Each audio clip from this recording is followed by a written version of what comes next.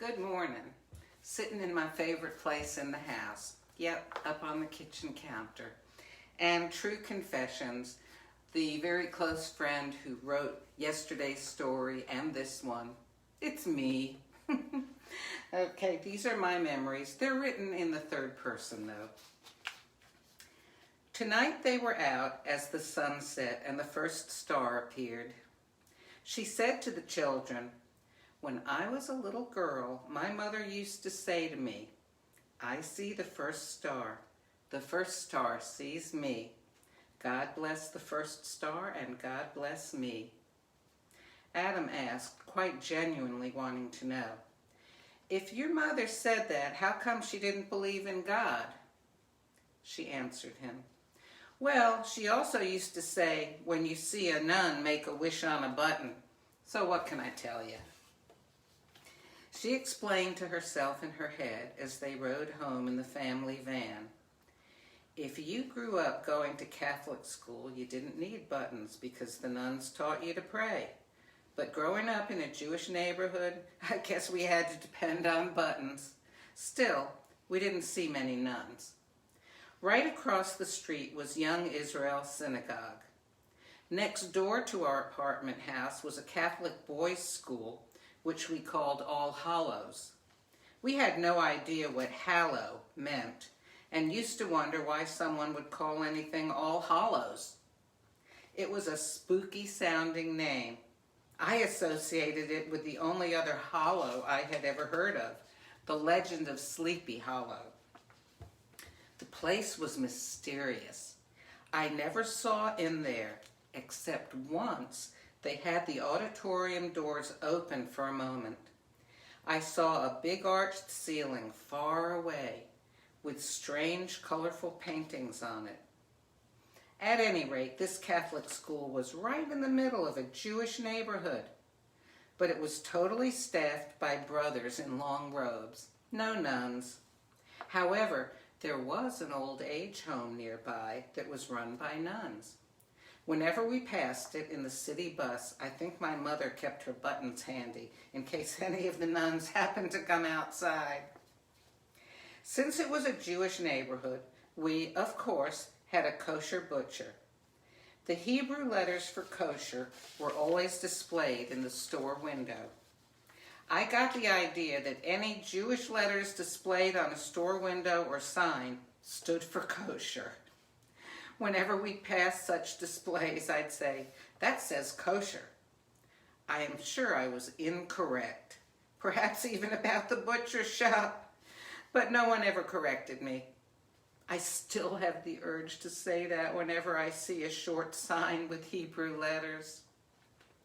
Our butcher was named Barney.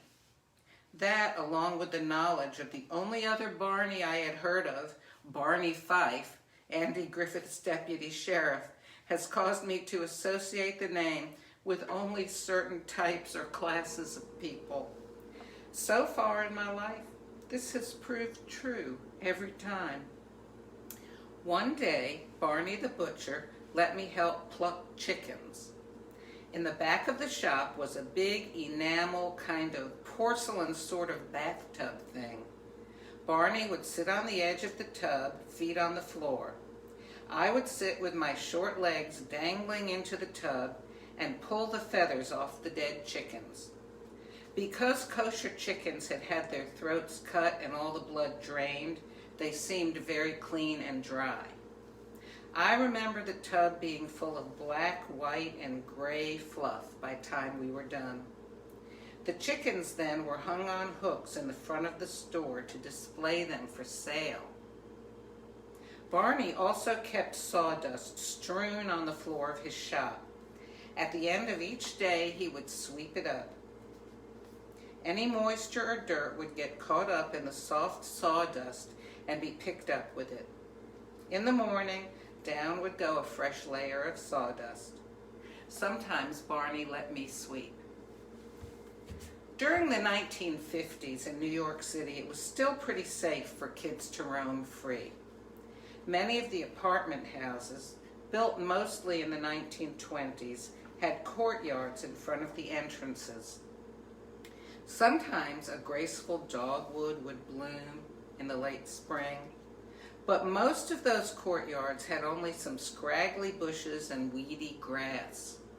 Most had huge lobbies filled with intricate black and white tile floors and heavy carved furniture that looked like it had come from a medieval castle. Each building was different and interesting to explore. One place I frequented would have horrified my mother had she known. The basements of the huge apartment houses were to me a city child, like forests and caves were to country children. They were places to be explored. One building, referred to by its house number, simply 975, had an awesome basement. The building sat on a steep hill called by the children Dead Man's Hill. The main entrance to 975 was on the street at the top of the hill. The basement entrance was at the rear, and so began on the lower street. It had a ceiling so high it seemed to disappear in gray gloom over your head. As you walked, careful not to slip on the smooth concrete, the floor angled up so steeply so it could eventually meet the ceiling. The feeling was akin to being in a huge underground cavern. I almost expected elves to pop out of the murky distances of that great expanse of basement. Several other buildings, familiar to me, had basements that consisted of skinny hallways bordered by doors leading to various dark, mysterious rooms. Some of those hallways, as I remember, actually curved. Others were a mass of angles. First a right turn, go 10 feet, then left, a few more feet and another right. The maze-like hallway would extend the width of the building from one side to the other. Sometimes there were a confusing number of branches off the main hall. I knew all the twists and turns so that I could go 2 whole blocks exclusively through basements. Of course, I had to come out into the open between buildings and climb the fence in the alleyway separating one from the next. But I never met another soul while doing this. I used to figure the reason for this was that the adults were probably scared to go down there and afraid they'd get lost. Now I see it was probably the grace of God that some nut didn't catch me down there and do heavens knows what to me. Also, why would a grown-up want to be down in those dingy mazes anyway? In the fall, the neighborhood kids would play special games in the park. I now understand that some of these games were peculiar to the city. For instance, distributed throughout the park would be big metal mesh trash cans. This was the era of don't be a litter bug. The metal wires of the mesh were as big around as your pinky. Well, we would find a relatively empty can, drag it to the top of a hill, and take turns getting in it and rolling down. Sooner or later, the parkmen would come and shoo us away, but we never gave a thought to stopping. We just waited for the parkmen to go away, and we'd play again. Another game shared by children everywhere that autumn leaves fall was to gather large piles of crisp-colored leaves and run and jump into them. This one we also did until the parkmen spotted us. Usually they would have raked together huge mounds of leaves higher than our heads and maybe 20 feet in diameter. Their job was to come back later and cart the leaves off. Our rollicking in these mounds caused the leaves to scatter, flattening out and covering twice the original area at least. We never realized that the parkmen had raked them together for any reason other than for us to play in them. My mother tells a story about my brother. In the 1940s, when he was in elementary school, Every day she would dress him in a nice pair of gray flannel pants and a clean white shirt.